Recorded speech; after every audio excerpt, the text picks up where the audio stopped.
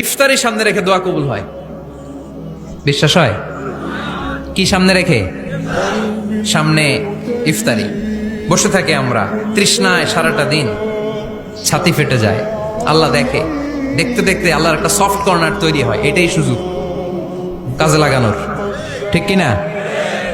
মুমিন ঝোপ বোঝে কোপ মারে, সময় মতো কাজ করে, ঠিক কিনা?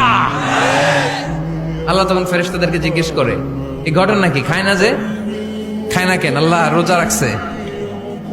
এগুলো কি? রো আফজা, পেঁয়াজ, আলুর চপ, বেগুনি, মুরগির রান খায় না। খায় না কেন? ওরা যে ক্ষুধার্ত, আল্লাহ আপনার ভয়ে। তাই কি চায়? আল্লাহ আপনার কাছে ক্ষমা চায়, ক্ষমা চায়। আল্লাহ রহমতের দরিয়ায় জোশ খেলে যায়। আল্লাহ তখন বলে, আমারে দেখছে নাকি ওরা? ফেরেশতারা বলে, না দেখে নাই। আমার জান্নাত জাহান্নাম দেখেছে? না দেখে নাই। আমারে না দেখে, জান্নাত জাহান্নাম না দেখে আমার এত ভয় করে?